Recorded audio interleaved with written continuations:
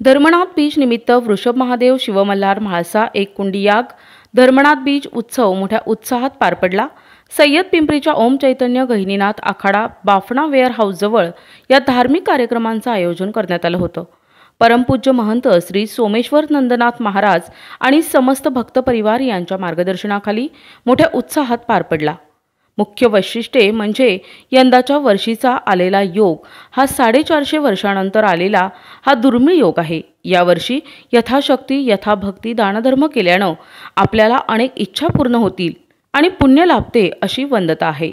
या 3 दिवसीय धर्मनाथ बीच कार्यक्रमात स्वामी जोमानंद महाराज, हरिद्वारचे परमपूज्य गणेशनाथ महाराज, डॉक्टर विलासनाथ महाराज उपस्थित होते। या 3 दिवसीय वेगवेगळ्या प्रकारचे होम हवन करण्यात आले होते।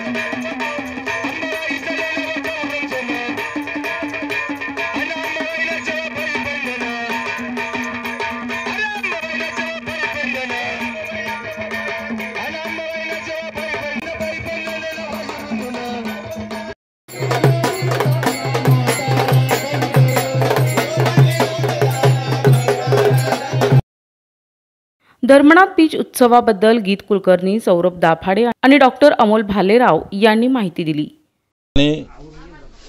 प्रयागराज नगरीमध्ये त्रिविक्रम सूत राजा धर्मनाथ यांना गुरु गोरक्षनाथांनी दीक्षा दिली। तो दिवस म्हणजे माघ शुद्ध द्वितीया धर्मनाथाची बीज। त्यावेळेस गोरक्षनाथांनी सांगितलं, हा उत्सव जो कोणी मोठ्या आनंदाने करेल, अन्नदान करेल, धर्म यज्ञ यागादी करेल, त्यांच्यावरती आम्ही प्रसन्न राहू, सर्व कार्य सिद्धीस नेऊ, सर्व त्यांच्या इच्छा पूर्ण करू। या निमित्ताने त्या दिवशी गुरु गोरक्षनाथांनी त्यांना त्या ठिकाणी दीक्षा दिली। तो आजचा दिवस या ठिकाणी आपल्याकडे सर्व होम हवन पूजापाठ आज हा कार्यक्रम आपण आयोजित केलेला आहे। दरवर्षी सालाबादप्रमाणे आपण करत असतो आणि यावर्षी पण केलेला आहे। या प्रकारे नाथ संप्रदाय प्रचार माध्यम पुढे घेऊन जाण्यासाठी आम्ही कार्यबद्ध आहोत आणि या प्रकारे आम्ही पुढे प्रत्येक धार्मिक कार्यक्रम करत राहू। 3 दिवसाचा असतो। या वेगवेगळे यज्ञ आपण या ठिकाणी ठेवतो। दरवर्षी दत्तयाग, शिवयाग, महासुदर्शन याग, ऋषभ याग असे मोठे मोठे याग आपण या ठिकाणी पूर्ण करतो। या ठिकाणी पुढे आपल्याकडे फार मोठा उत्सव आणि आपले पुढचे जे आहे की आपल्या इकडे गोशाळा होणार आहे, त्यानंतर वृद्धाश्रम होणार आहे, त्यानंतर ज्यांना काही आधारच नाही आहे अशा लोकांसाठी आपण आश्रम करणार आहे। पुढची आपली अशी प्रणाली आहे आणि असं आपण सर्वांसाठी सेवा देणार आहोत। त्याप्रकारे आपल्याकडे मोठे मोठे वैद्यकीय लोक येतात, आयुर्वेदिक सेवा दिली जाते, मोठे मोठे आजार आपण या ठिकाणी रिपेअर करतो, प्रश्न उत्तर होतात।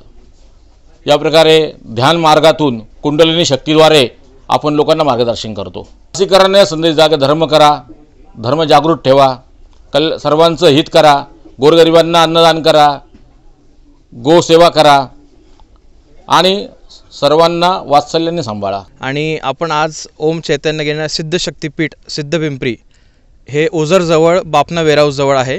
बाफना वेअर हाऊस जवळ उपाध्याय कॉलेज समोर हे आपलं आखाडा आहे।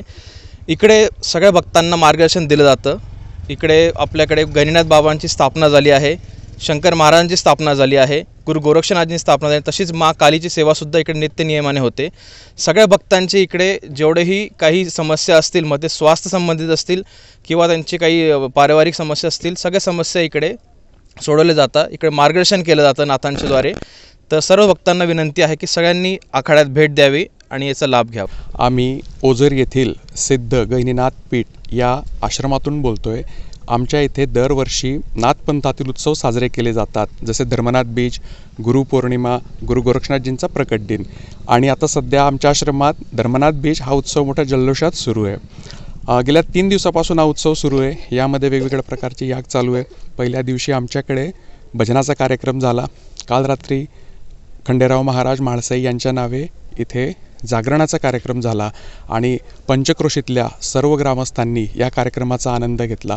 अत्यंत भक्तिमय वातावरणामध्ये मनामध्ये कुठल्याही प्रकारची अंधश्रद्धा न ठेवता भरपूर जल्लोषानं, जसं गुरु गोरक्षनाथजींनी सांगितलं आहे, अगदी त्याचप्रमाणे भक्तगण हा कार्यक्रम हर्षोल्लासात साजरा करीत आहे। या ठिकाणी हे सांगतोय की हे आमचे परमपूज्य कालिका महाराज जे मागच्या वर्षी त्यांनी त्यांचं देह सोडलं आणि त्यांची जे आपण समाधी बांधली ती आपल्या ओझरच्या मठामध्येच बांधलेली आहे।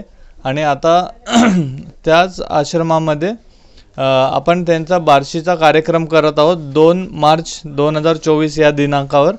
तर प्रत्येक त्यांचे जेवढे केवढे भक्त आहेत, त्यांचे जेवढे केवढे फॉलोअर्स आहेत, त्यांना आम्ही हेच निवेदन देऊ इच्छितो की त्यांनी या बार्शीच्या कार्यक्रमाला 2 मार्चला जरूर यावे, जरूर त्यांचे योगदान द्यावे, कारण की त्यांची समाधी पण बांधण्याचं काम आपण सुरू करणार आहोत लवकरच।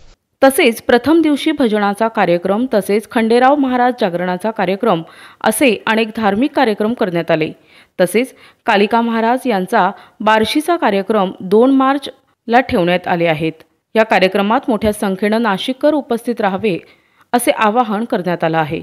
यंदाच्या वर्षी 450 वर्षांनी हा योग आलाय, त्यामुळे अनेकांनी हा योग साधत यथाशक्ती दानधर्म करून पुण्य प्राप्त केले। महाप्रसाद आणि पूर्णाहुतीने या धर्मनाथ बीज सोहळ्याची सांगता झाली। प्रतिनिधी गुड्डू शेख, दिशा न्यूज, नाशिक।